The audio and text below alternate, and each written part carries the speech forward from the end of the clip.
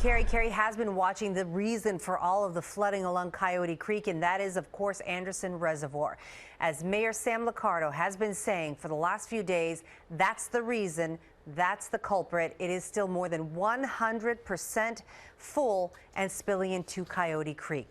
What you're looking at right now, NBC Bay Area Sky Ranger has been tracking the reservoir. On the left side of your screen is what the reservoir looked like yesterday.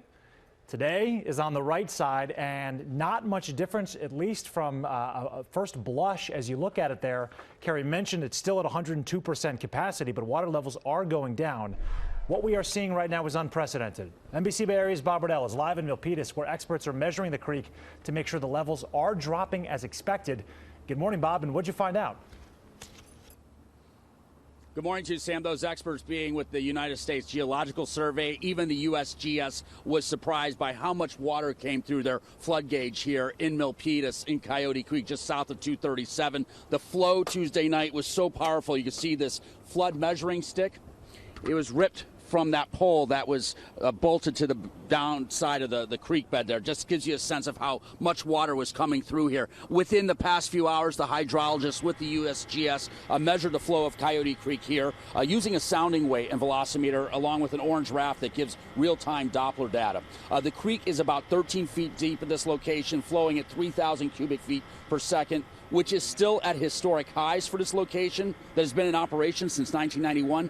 But it does mean that the creek is receding at an expected rate. What was not expected is when this creek set a record Tuesday night, the creek hitting 18 feet, just over 18 feet here at this location in Milpitas, a flow of over 8,400 cubic feet per second. The USGS's job is only to take the measurements and provide this data to decision makers like NOAA and the Santa Clara Valley Water District so they can come up with their own forecasts and predictive models.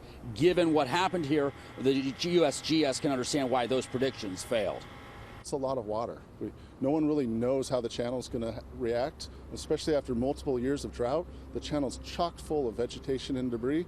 That just made it even worse. Was this predictable? Yeah, no, I don't think anybody really predicted this kind of result. When you're going into areas where you've never had data before, you really just don't know what you're going to get.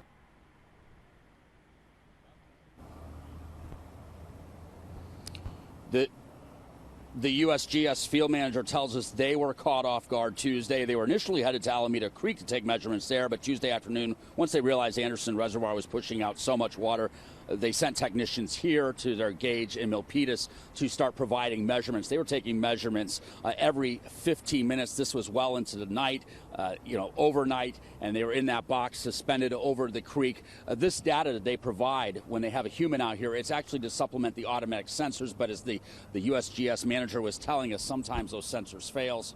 People don't, at least when it comes to taking these measurements. Reporting live here in Milpitas, Bob Riddell, NBC Bay Area News.